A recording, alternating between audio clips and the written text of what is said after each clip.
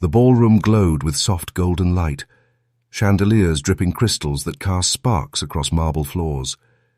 The annual winter charity gala was the kind of event Rachel had dreamed of all her life.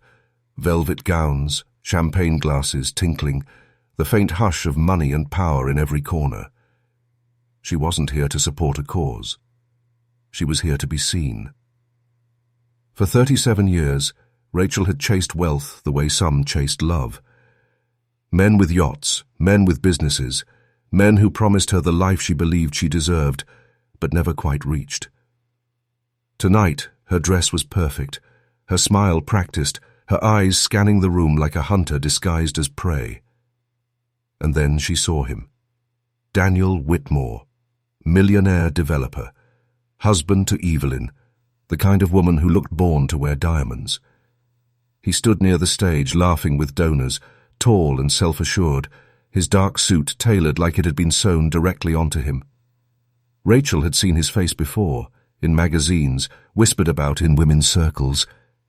But in person, he radiated something stronger, confidence that drew every eye without even trying. Rachel's pulse quickened. This wasn't like the others. Something about him snapped her focus into place, like a magnet pulling a needle across the floor. She told herself it was opportunity. Deep down, it felt like destiny. She drifted closer, weaving through the crowd with a glass of champagne in hand. "Beautiful evening, isn't it?" Her voice was low, rehearsed to sound both casual and intriguing. Daniel turned, polite smile in place. His eyes swept over her, not lingering too long, but enough to confirm she'd been noticed. "It is," he said warmly. "The organizers outdid themselves." Rachel tilted her head. "They did, but I have to admit the company makes the night." It was bold, shameless even, but she'd learned long ago that men of power liked boldness in small doses. Huckled, the sound smooth, practiced. He didn't invite her into conversation, but he didn't walk away either.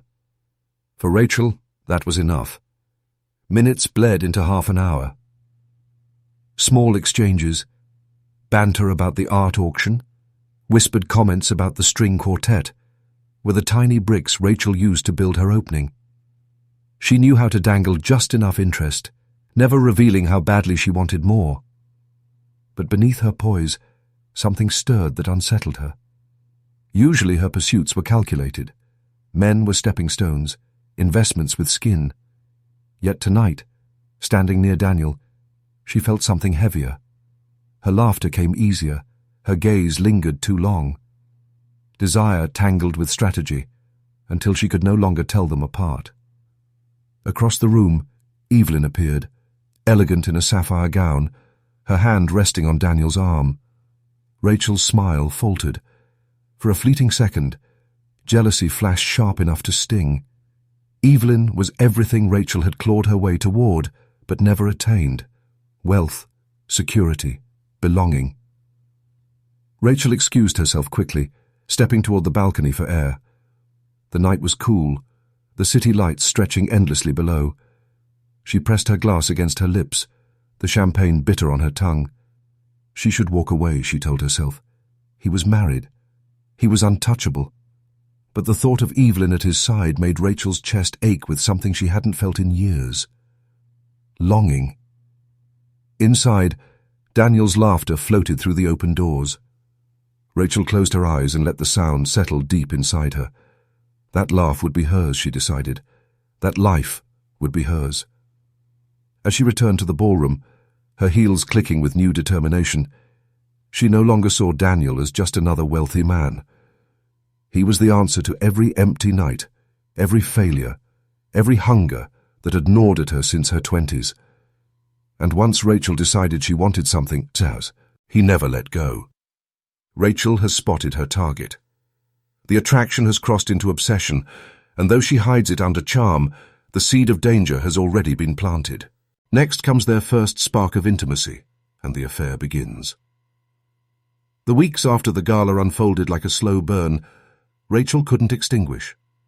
She told herself she'd only crossed paths with Daniel by chance, that the brief exchanges had meant nothing. But the truth was simpler, sharper. She replayed every word, every glance, until it consumed her nights. She found excuses to be near him: charity luncheons, business mixers, even small gallery showings where she knew his name appeared on the donor list. Always dressed to perfection, always ready with a smile that hinted at secrets. At first, Daniel offered polite conversation, the kind given to strangers who happen to share the same air. But Rachel knew how to linger just long enough, how to brush against his arm as though it were accidental, how to make him laugh without trying too hard. And slowly, he stopped walking away. Their first real moment happened in a dim corner of a hotel lobby after a fundraiser. Evelyn had left early, citing fatigue. Rachel noticed her absence instantly. She approached Daniel as he sipped his scotch, his tie loosened, his shoulders less guarded. "You look tired," she said softly. Daniel glanced up, eyes weary but amused. "These events drain me more than they should." "Then maybe you need a different kind of company," Rachel replied, the words sliding out before she could stop them. He studied her, silence stretching thin between them. For a moment, Rachel thought he might dismiss her, end it all with a polite nod, but instead he leaned back, considering. "And what kind of company would that be?" Rachel's heart thudded. "The kind that doesn't expect anything. Just presence." It was a lie, of course. She expected everything. But Daniel smiled faintly, as if he wanted to believe her. That night they slipped away from the lobby, down quiet hallways where no one would see. The affair began, and with secrecy, whispers exchanged behind locked doors, stolen hours carved from Daniel's schedule. To him, it was escape, something fleeting, a rebellion against the monotony of business dinners and marital obligations. To Rachel, it was the answer she had been searching for all her life. She convinced herself his touch was different, that his laughter meant more when it was for her. When he promised nothing, she heard possibility.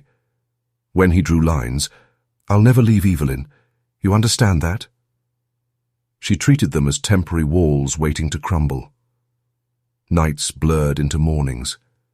Daniel returned to his home, his wife, his life. Rachel returned to her apartment, glowing with the memory of him, certain that it was only a matter of time before reality shifted in her favor. But desire, once lit, is never content with fragments. Rachel wanted dinners without secrecy, weekends without excuses. She wanted her place at his table, her name on his lips in the daylight. The more Daniel reminded her of his boundaries, the more her hunger sharpened. "You're everything I've been missing," she whispered one night, her hand tracing his jaw. He pulled away gently. "Rachel, don't do this. I told you, Evelyn and I won't leave her." Her eyes hardened even as her lips smiled. "You say that now." Daniel sighed, turning his face toward the ceiling. "You don't understand. My life isn't built to be torn apart." Rachel pressed closer, her voice barely a breath. "Then I'll be the part you can't let go of." And he didn't let go. Not that night, nor the ones that followed. But the sparks they had kindled were no longer harmless. Each stolen moment fed Rachel's certainty. She wasn't simply his mistress. She was his future. Evelyn was just an obstacle, one Rachel was already learning to resent with every kiss Daniel refused to promise her. Rachel's desire is no longer patient. As Daniel holds his boundaries, she begins crafting lies and manipulations to tether him tighter, setting the stage for obsession to take a darker turn. The more Daniel resisted, the more Rachel sharpened her tactics. Attraction alone wasn't enough anymore. She needed leverage, strings she could pull when he tried to retreat. So she began weaving the first lies, small at first, then heavier, designed to make him feel responsible for her well-being. It started with a late-night call. Daniel stirred awake to his phone buzzing, the screen lighting up with Rachel's name. "Rachel, it's nearly midnight," he whispered. careful not to wake Evelyn beside him. Her voice trembled, just the right amount. "I didn't know who else to call. My landlord's threatening to evict me. I can't. Daniel, I don't know what to do." Daniel rubbed his eyes, guilt weighing heavier than fatigue. I can't talk right now. I'll call you in the morning." But by dawn, Rachel had already sent a string of texts, photos of an eviction notice, frantic messages about having nowhere to go. What Daniel didn't know was that the notice was fabricated, borrowed from a neighbour's discarded paperwork. When they met later that day, Rachel's eyes shimmered with tears. Daniel handed her an envelope, thick with bills. "This is just to hold you over," he muttered. "You'll figure something out." Rachel clutched it like a lifeline. "You saved me, Daniel. You always save me." That became her refrain. Over the weeks, the lies multiplied. A sudden illness that required expensive medication, a family member in crisis, an urgent car repair. Each story carefully spun, each plea accompanied by soft sobs or desperate gratitude. Daniel knew, somewhere deep down, that things didn't always add up. But the combination of guilt and desire kept him silent. Narration carried him through the conflict. During the day he played the role of husband, shaking hands at board meetings, smiling beside Evelyn at social functions. But at night, when his phone buzzed with Rachel's frantic messages, he slipped quietly from bed to the bathroom, whispering reassurances into the dark. "I can't lose you," Rachel said one evening, her voice cracking. "If you pull away, I don't know what I'll do. You're all I have, Daniel." He pinched the bridge of his nose, exhausted. "Rachel, this is too much. I can't keep living like this. Then don't let me go," she pressed, sliding closer, her hand tracing his chest. "I'll be better, I swear. Just don't leave me."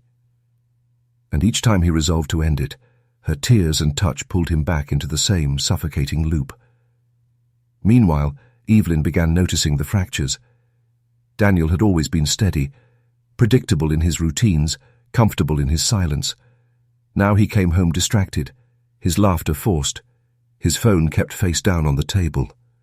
When she reached for his hand at dinner, his fingers felt cold, distant. One night, Evelyn asked quietly, "Is there someone else?" Daniel looked at her, startled. For a heartbeat, guilt nearly forced confession. But instead, he forced a tired smile. "Of course not. I've just been busy with work." Evelyn studied him, doubt flickering in her eyes, but said nothing more. Rachel, meanwhile, was emboldened. Each successful lie tightened her grip. She began testing the limits of his patience, showing up unannounced near his office, sending long emotional texts during family dinners. The more Daniel recoiled, the more desperate she became to keep him tethered. It wasn't love anymore. It was survival, at least in Rachel's mind. Without him, she was nothing. With him, she believed, she could finally claim the life she had always been denied. But obsession has a way of swallowing truth whole. What began as small manipulations soon spiraled into an endless barrage of pleas and threats, her voice echoing in his mind day and night. Daniel thought he was managing it, thought he could compartmentalize. He didn't yet realize that Rachel's web of lies was only the beginning. The obsession began quietly, almost innocuously. A text in the morning. "Good morning. Did you sleep thinking of me?" Daniel smiled faintly and ignored it. By the evening, a dozen more arrived. "Why didn't you call me? I needed you." Soon the notifications never ceased. Rachel's words filled every corner of his day, buzzing from the lock screen, leaping off the dim glow of his phone in the dead of night. Within weeks, she had crossed an invisible threshold. 57,000 messages, each one meticulously crafted to elicit emotion, pleading, seducing, accusing, threatening. Some were desperate cries for attention, Others carried an undercurrent of menace, promises that if he abandoned her, the consequences would be unthinkable. Daniel hid his phone whenever Evelyn entered the room, sliding it into his jacket pocket or under his desk. He lied constantly about the buzzing notifications, citing work or friends. But the constant vigilance, the gnawing anxiety was exhausting. Every time a new alert appeared, a shiver ran down his spine. He feared both the content and what would happen if he ignored it. He remembered the first night Rachel's messages turned dark. He had planned to ignore her, to focus on Evelyn, yet by midnight his phone exploded with texts. "I can't live without you. I swear I'll hurt myself if you leave me. Please, Daniel, don't do this." His hand shook as he read them. He wanted to throw the phone across the room, but something deeper, something that terrified him, kept him scrolling. Each word was a stone in a trap, each plea a chain around his chest. He tried confronting her once. "Rachel, this has to stop," he typed, fingers trembling. "I can't answer every text. You're scaring me." Her reply was almost immediate. "Then you'll leave me. You'll abandon me. You don't care that I can't breathe without you.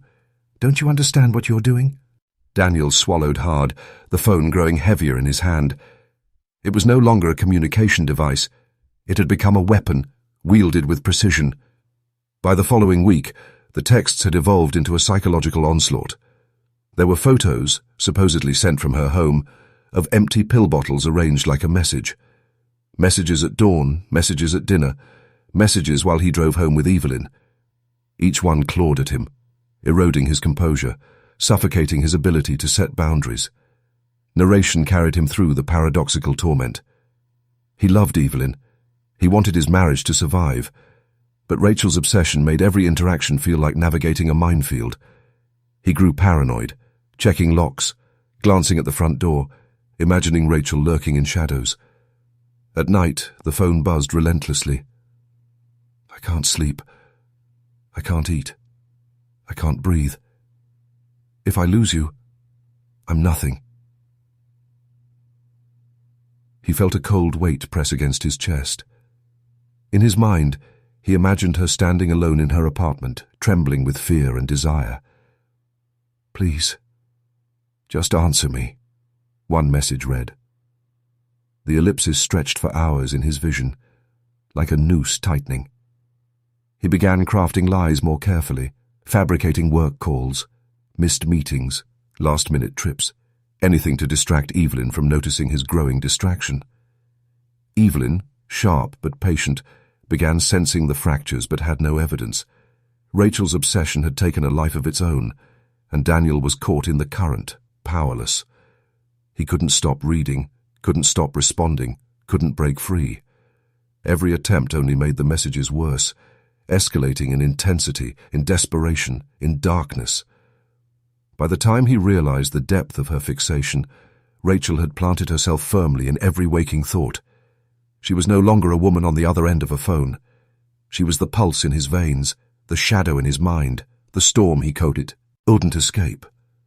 And yet, he clung to denial, convincing himself he could maintain his life, his marriage, his sanity. But obsession, once seeded, grows without restraint, and Rachel was about to push the boundaries far beyond the messages.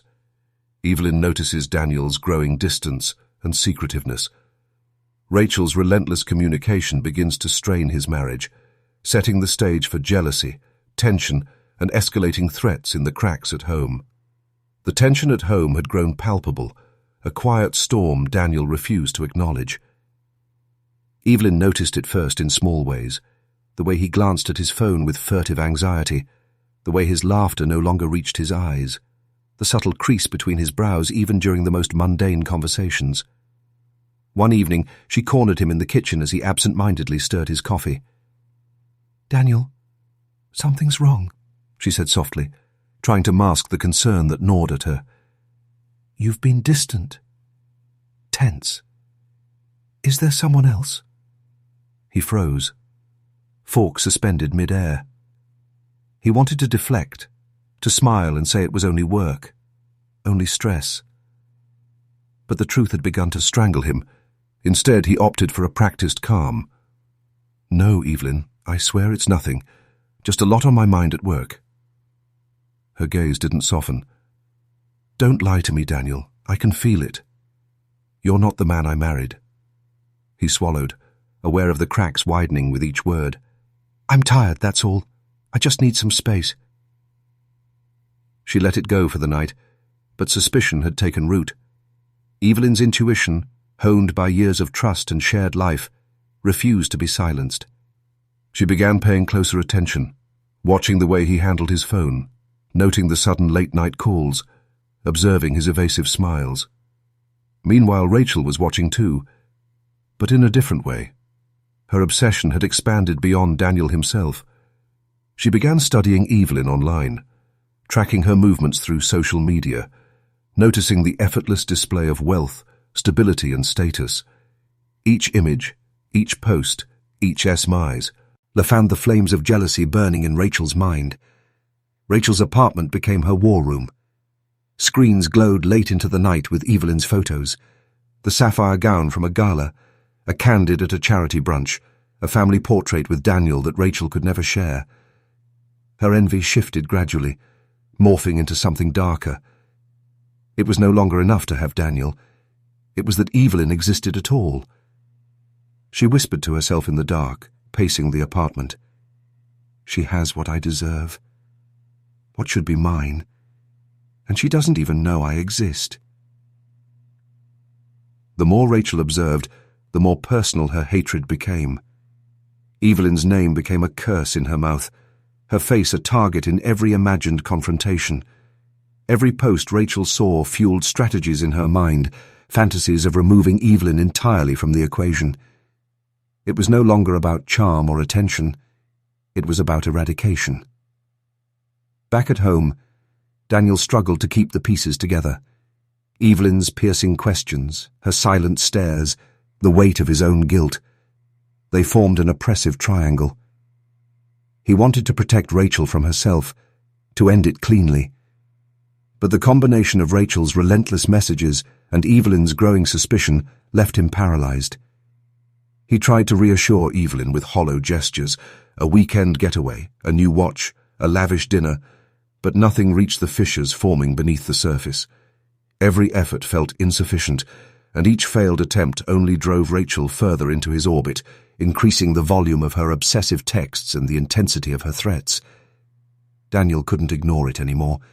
He was trapped between two worlds, each demanding a part of him that he could no longer give. Evelyn expected fidelity, stability, honesty. Rachel demanded devotion, attention, and the impossible. And somewhere in the middle, his own conscience screamed, warning that the longer he allowed the situation to persist, the greater the danger he invited into his life. By the end of the week, the cracks at home were impossible to ignore.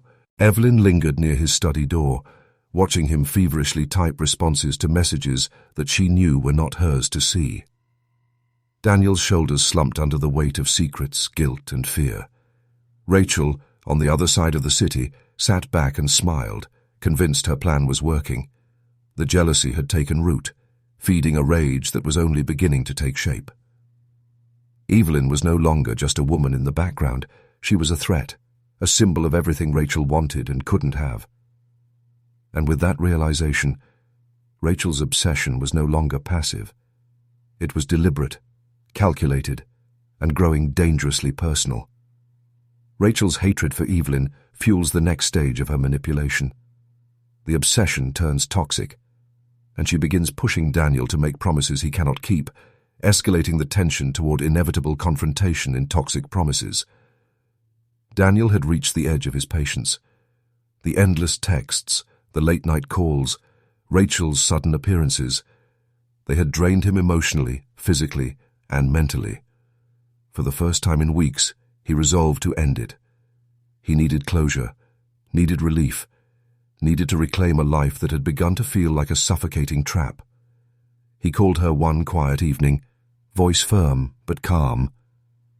"Rachel, this has to stop. I can't keep doing this. I can't answer your messages, and I can't continue meeting you. We have to end it."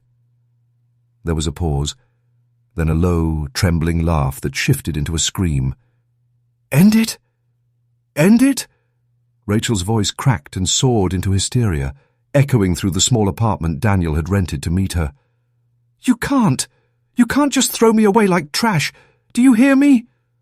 Her threats began almost immediately, sharp and precise. Tell your wife about me. Tell the world. Everyone will see you for the liar you are. Your precious reputation? Ruined. Daniel gritted his teeth. He had expected Ange. Sadness, maybe tears, but not this violent combination of both.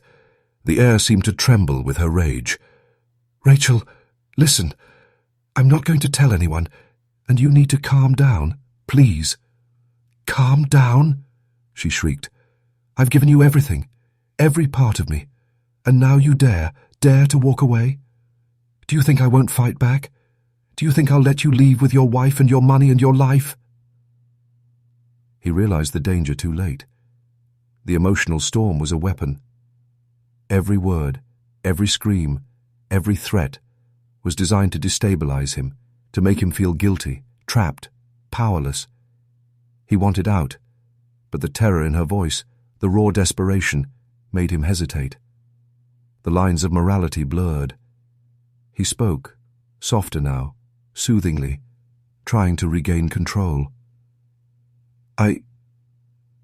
I can't do this right now. Let's take it slow. We'll figure this out. Her voice dropped, suddenly sweet, whispering against the edges of the phone. Promise me, Daniel. Promise me you'll stay. I know you care. I can feel it. Don't leave me. Exhausted and frightened, Daniel found himself nodding, making vague promises he had no intention of keeping. I'll do what I can. Just calm down. Please. Rachel exhaled, a breath of triumph disguised as relief. She clutched the phone like it were a talisman, proof that she still held him, proof that he would eventually succumb completely. In her mind, this was the first real crack in Daniel's resolve. This was confirmation that he would leave Evelyn one day, that the only thing between her and her prize was a little more patience, a little more manipulation. Narration filled in the quiet aftermath. Daniel sank into the living room couch, head in his hands, trying to process the emotional devastation of the call. He felt like a man drowning in a storm he couldn't escape. Every promise he had made, even vague, felt like a chain tightening around his chest. Meanwhile, Rachel paced her apartment, eyes wild, heart hammering. The chaos she had unleashed was intoxicating. She wasn't satisfied with mere attention anymore. She craved domination over his emotions, over his decisions, over his entire life. Her mind raced with fantasies, plans, scenarios where Daniel had no choice but to give in, where Evelyn vanished from the picture entirely, and Rachel stood triumphant. And Daniel, naive and exhausted, still believed he could manage the situation, still thought he could keep Rachel's obsession at bay while preserving his marriage. He couldn't see that the promises he had made, however vague, had lit a fuse he would never be able to extinguish. By the end of the night, Rachel lay awake, grinning and trembling simultaneously. She had pushed him. She had tested the limits. And in her mind, it was only a matter of time before Daniel fell completely into her hands. Rachel's victory in bending Daniel's will marks the escalation. With boundaries broken and obsession reinforced, she moves toward a full psychological spiral, setting up the storm that erupts in the breaking point. The days blurred into nights, and the hours between messages disappeared entirely. Rachel's texts no longer resembled the pleas and manipulations of the past. They had become unhinged, erratic, and terrifying. She filled each notification with fantasies of a life where Daniel was hers alone, where Evelyn was erased, and where the world revolved around her desires. Daniel, imagine us, a life together. No Evelyn, no rules, no one to stop us. Only you. Only me. Her words crawled under his skin, invasive and relentless. At first, Daniel had responded with a mix of patience and gentle rebukes. Now, however, fear had silenced him completely. Each incoming text was a dagger, each ping a reminder that he could not escape. Rachel escalated the threats, weaving violence and obsession into one poisonous thread. She smiles, she touches you, she exists, and I will make her disappear. Yet you'll see, Daniel, I'll do it, and there's nothing you can do to stop me. He stopped replying altogether. The silence was a desperate shield, a fragile attempt to regain control over a situation that had long since spun beyond his grasp. But silence, Rachel discovered, was combustible.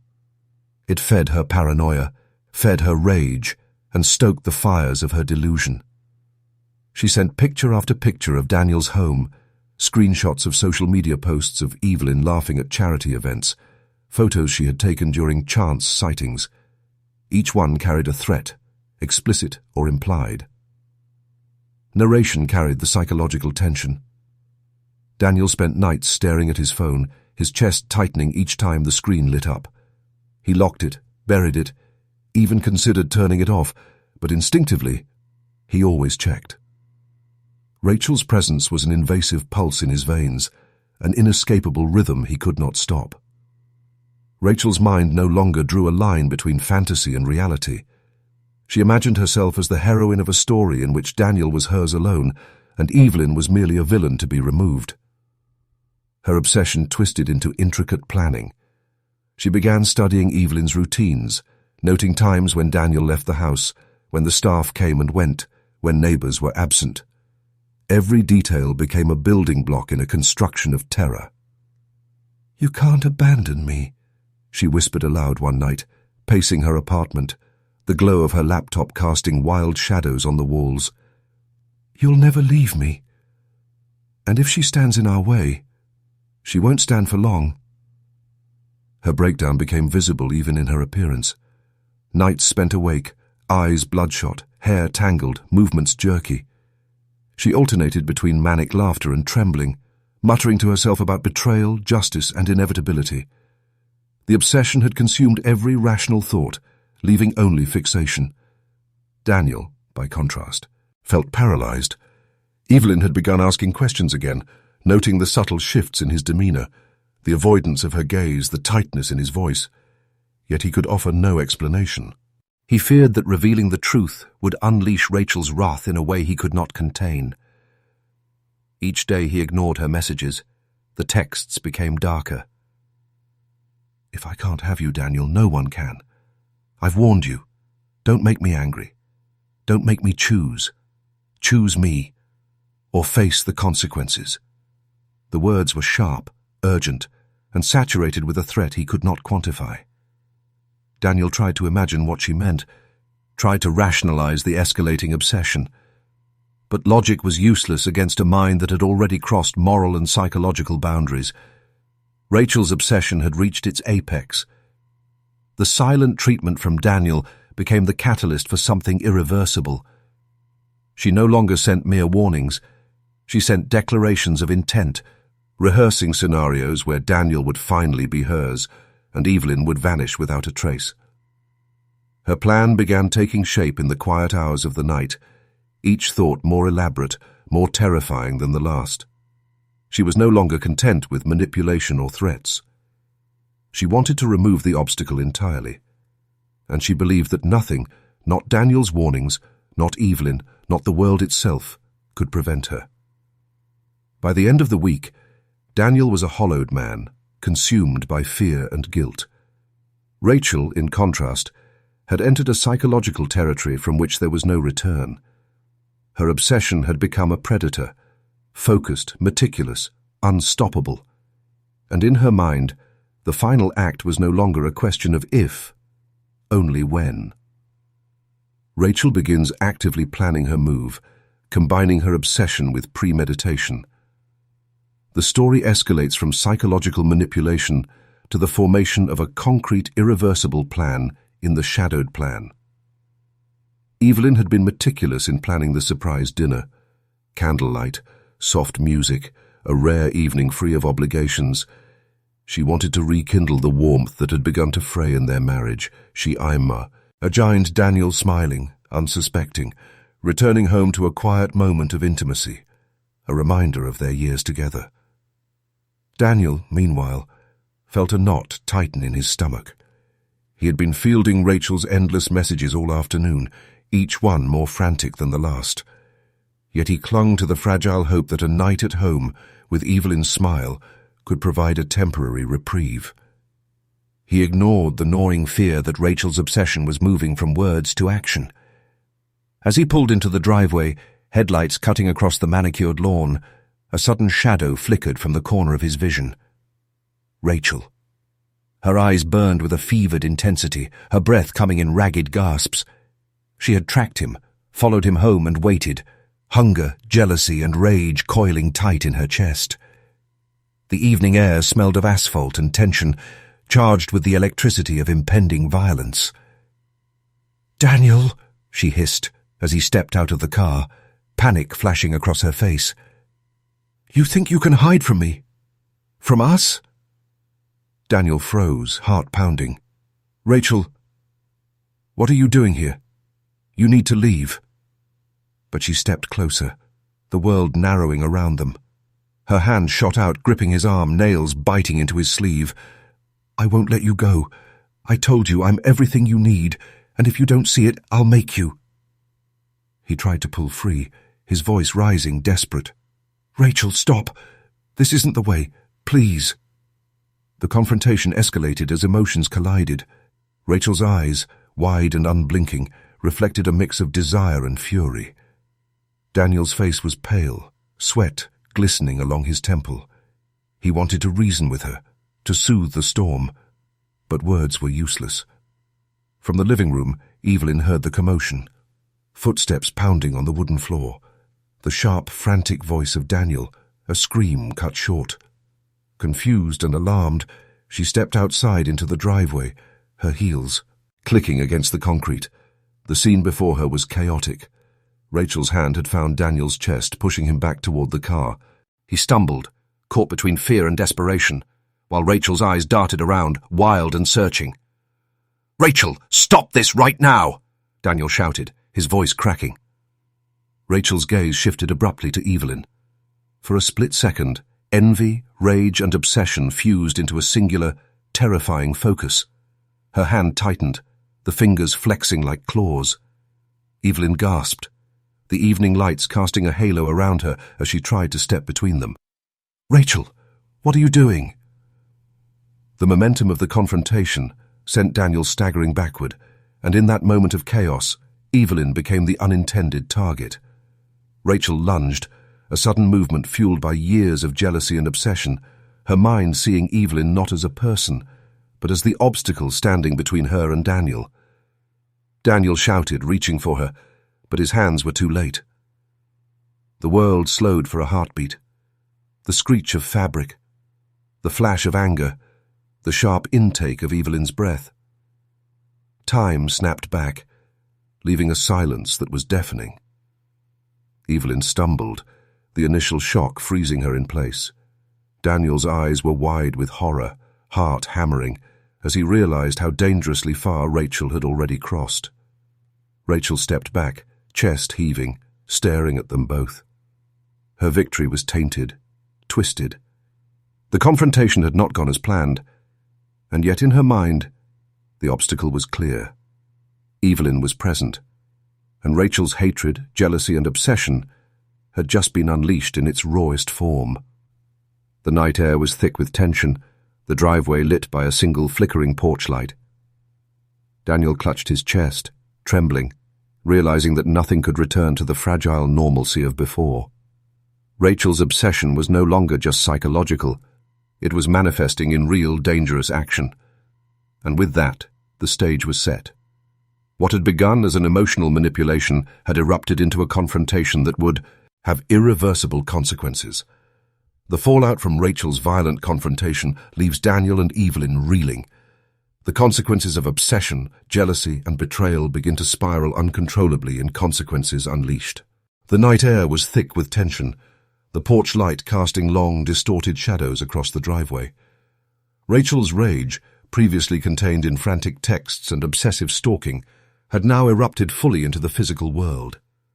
Daniel barely had time to react as she lunged, her movements frenzied, unpredictable, and terrifying. Evelyn stepped forward instinctively, reaching for Rachel in a desperate attempt to intervene. "Rachel, stop! You don't have to do this!" she cried, her voice sharp with fear and disbelief. Rachel's eyes, wide and unblinking, flicked between Daniel and Evelyn. Her breath came in rapid, shallow gasps, her mind narrowed to a single, obsessive goal. To her, Evelyn was no longer a person. She was a barrier, an obstacle to her possession of Daniel, and nothing else mattered. Daniel tried to shield Evelyn, pushing her behind him, but his attempts were clumsy against the force of Rachel's violent assault. She struck out with hands and fists, pushing, shoving, her nails raking across arms and shoulders. The scene spiraled into chaos, screams piercing the quiet suburban street. "Daniel! Help!" Evelyn screamed as she stumbled backward, tripping over the edge of the driveway. Rachel followed relentlessly, wild and unrelenting, dragging her own fury into every motion. Daniel tried to restrain her, grabbing at her shoulders, pleading, "Rachel, stop. Please, stop." But his words were lost in the maelstrom of obsession. Rachel's voice rose, unhinged and triumphant. "I'm doing this for love. I'm doing it for us. You'll see. You'll finally be mine." In a horrific instant, one desperate strike landed, and Evelyn fell. The night seemed to pause, the air heavy and charged with disbelief. Daniel froze, horror-stricken, realizing what had just happened. Blood spread across the concrete, a dark, glossy pool reflecting the flickering porchlight. Rachel stepped, back, chest heaving, her hands coated in crimson. Her eyes were ablaze with mania, the culmination of weeks of obsession and manipulation now made tangible. "I did it! I did it for love!" she screamed, her voice shattering the quiet of the night, a chilling echo that carried down the block. Neighbors, roused by the screams, appeared in doorways and windows, faces pale, eyes wide. Phones were already being raised, calls dialed in panic. The sound of sirens began to wail in the distance, a sharp and urgent counterpoint to the chaos unfolding in the driveway. Daniel sank to his knees beside Evelyn, hands trembling as he reached for her, desperate to comprehend the horror before him. Her eyes, wide and glazed, reflected pain and confusion. "Daniel, help," she whispered, a fragile thread of life that could not withstand the violence that had erupted. Rachel, still standing, rocking slightly on her heels, continued muttering about love, possession, and destiny. Her reality had dissolved entirely. There was no remorse, no recognition of the human cost of her obsession. Only Daniel remained in her vision, the object of her fixation, the reason for the chaos she had wrought. The neighbors' calls brought the police and emergency responders in minutes that felt like hours. Flashing lights illuminated the driveway, bathing the scene in harsh red and blue. Officers shouted commands, but Rachel barely noticed. She continued to scream, arms raised, voice cracking in ecstasy and fury. Paramedics rushed to Evelyn, but it was too late. Daniel could only watch in stunned silence, trembling uncontrollably as the woman he loved lay lifeless, her body a testament to the destructive force of obsession. Officers moved quickly, restraining Rachel as she writhed and screamed, her bloodied hands shaking, her mind untethered. "I did it for love," she repeated over and over, each word punctuated, with manic laughter and tears. Daniel sat on the driveway curb, phone forgotten at his side, the magnitude of what had happened pressing down on him like a physical weight. Shock blurred his senses, horror rooting him to the spot. His world had fractured in one violent night, leaving death, destruction, and the undeniable reality that obsession could consume completely, leaving nothing untouched. By the time the scene stabilized, the driveway bore the marks of chaos, blood on the concrete, footprints smeared in crimson, and Rachel, restrained and still screaming, the embodiment of love turned into madness. Daniel's life had irrevocably changed, and the consequences of weeks of manipulation and obsession were now tragically and painfully clear. With Rachel restrained and Evelyn dead, the police investigation begins. The aftermath of obsession and murder sets the stage for revelations, interrogations, and the unraveling of Rachel's meticulously built world in the arrest and aftermath. The courtroom was silent, the kind of tense, suffocating quiet that seemed to press against every wall. Rachel sat in the defendant's chair, hands cuffed, eyes wide and unblinking, scanning the room as if it were a stage upon which she would finally justify her actions. Reporters whispered in the back, cameras clicked, and the judge's gavel finally punctuated the beginning of a trial that had captured the public's morbid fascination. The prosecution began with the text messages, the 57,000 obsessive, manic, threatening and pleading texts that had consumed Daniel's life for months. Each one was read aloud, each one a thread weaving the story of Rachel's descent into madness.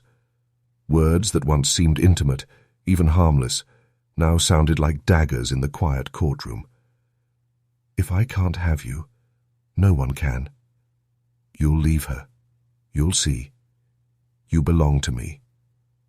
I can't breathe without you. I swear I'll destroy everything if you walk away. Daniel sat in the witness box, hands shaking slightly, his eyes fixed on the ground. When the attorney called his name, he rose, he trembling, his heart a drum of guilt and fear. I tried to stop it, he whispered, voice tight. I didn't want this to happen. I ignored the signs. I thought I could handle it. Narration carried the courtroom tension. Daniel's testimony painted him as both a victim and an enabler. Every confession, every admission, weighed heavily against him internally, even as he struggled to convey the horror of Rachel's obsession to strangers who could scarcely imagine the psychological torment. Rachel listened, expression unchanging, as her life, her carefully orchestrated obsession, was laid bare. There was no remorse in her gaze, only a delusional certainty. She believed in her mind that every word, every threat, every act of violence had been justified by love, entitlement, and inevitability. When the prosecution confronted her directly, the room felt electric with tension. "Ms. Harper," the attorney said, voice steady, "did you intend to harm Evelyn?" Rachel tilted her head, eyes glimmering, voice soft but unnerving. "I wanted what was mine. I didn't want her in the way. She was just in the way. Daniel needed me. He always did." Gasps rippled through the courtroom. The words hung like a noose, chilling in their casual disregard for human life. The jury scribbled notes frantically, the public gallery whispered in shock, and Daniel buried his face in his hands. The defense attempted to argue psychological instability, painting Rachel as a victim of her own obsession, driven to irrational extremes by her fixation. Yet even as they spoke, her words, her eyes, her very presence testified to a dangerous clarity. She believed she had been entitled to Daniel, that her actions were permissible in the pursuit of love, and that the destruction left in her wake was merely collateral. Narration provided the chilling emotional depth. The court saw the physical aftermath, the chaos in the driveway, the blood, the fear, the destruction of a family. But behind every fact was a human story, the loss of Evelyn, Daniel's guilt, and the terrifying power of obsession that could transform love into lethal mania. The judge leaned forward, voice grave. "The evidence presented is overwhelming. The texts, the stalking, the confrontation, all point to a premeditated pattern of obsession and violence." Rachel nodded slightly, almost imperceptibly, as if confirming what she already knew. She had played the role she had chosen, and she would not waver. She did not flinch at the mention of Evelyn's name. She did not tremble at the recounting of the violence. In her mind, she had acted correctly, justly, and without remorse. Daniel remained seated, haunted by what had happened, what he had allowed, and what he could never undo. The trial was not just about Rachel.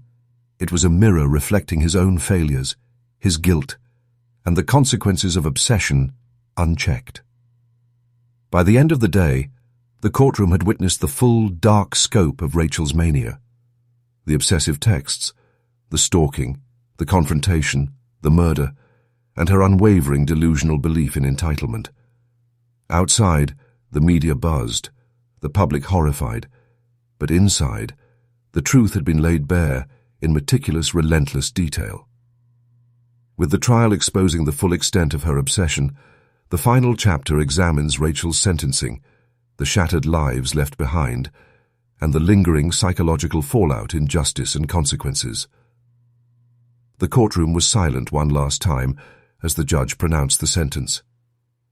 Rachel Harper, convicted of premeditated murder and stalking, was handed a life sentence without parole. The gavel slammed, and the sound echoed through the room like the final note of a dirge. For some, justice had been served. For others, the damage was already irreparable. Daniel sat slumped in the gallery, hollowed by grief, guilt, and shame. Evelyn was gone. Her absence a constant weight pressing against his chest. The wealth he had once flaunted, the influence he had relied upon, even his carefully constructed reputation. None of it could shield him from the aftermath of obsession turned lethal. Every glance from the press, every whisper on the street reminded him of failure, of choices made too late, and of the life that had been stolen. Her family, too, bore the scars. Evelyn's parents, devastated and silent, moved through the motions of funeral arrangements and memorials with the mechanical precision of those trying to survive unbearable loss. Her siblings avoided Daniel, their eyes burning with sorrow and anger, unable to reconcile the man they had trusted with the tragedy that had occurred. In prison, Rachel adapted with a disturbing ease. The walls of her cell could not contain the obsession that had defined her life. She filled notebooks with letters that would never be sent, but that documented every emotion, every justification, and every imagined future with Daniel. Daniel, you belong to me. No bars, no walls, no time can change that. One day you'll remember me, and you'll know it was always meant to be. The guards had grown accustomed to her murmurs, the pacing, the obsessive scribbling. To them, it was the predictable behavior of a dangerous, unrepentant inmate. But to Rachel, it was life continuing on the path she had envisioned.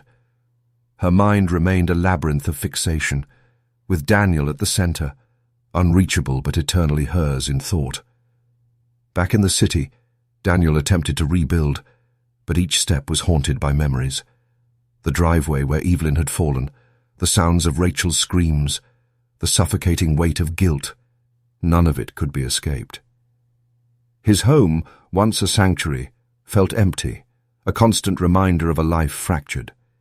He avoided media scrutiny when possible, but public opinion had already cemented itself. Daniel's private life was dissected, every text, every meeting, every lapse in judgment analyzed by strangers who had no context, no understanding of the subtle coercion that had driven him to compliance. I should have seen it sooner, he whispered to himself in the quiet of an empty apartment, voice breaking. I should have stopped it. I should have protected her. Even as months turned into years, Rachel's letters arrived sporadically, smuggled out through sympathetic contacts, her words a constant reminder that obsession does not end with confinement. Her fixation remained alive, a malignant thread stretching across the distance, tethered to Daniel's guilt and despair. Narration deepened the emotional resonance. Life moved on, but the cost was permanent. Relationships fractured, trust eroded, and the world that Daniel had known, comfortable, stable, familiar, was forever changed. Justice had been served in the eyes of the law, but the human consequences of obsession, betrayal, and murder lingered far longer than any sentence could account for. As Rachel stared out of the narrow prison window, writing furiously in another letter, Daniel stood alone in his apartment, staring at the same city skyline, haunted by the past. Both were prisoners, one of walls and bars, the other of memory and guilt. In her mind, Love and possession remained inseparable. In his, loss and responsibility were an unending echo. And somewhere in the middle, the cost of truth, the devastating weight of obsession, deception, and desire, remained unyielding and eternal.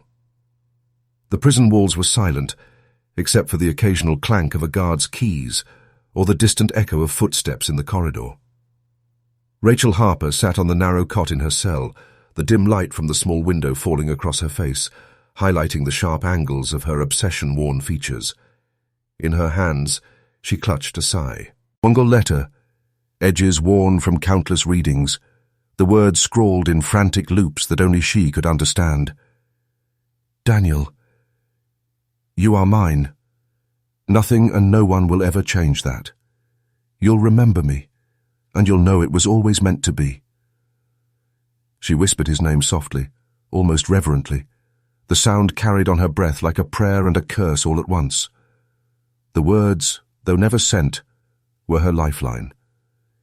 Each letter was a testament to her belief that love had transformed into possession, and possession had transformed into inevitability. Narration took a broader, reflective tone. Obsession is a force that corrodes the human soul.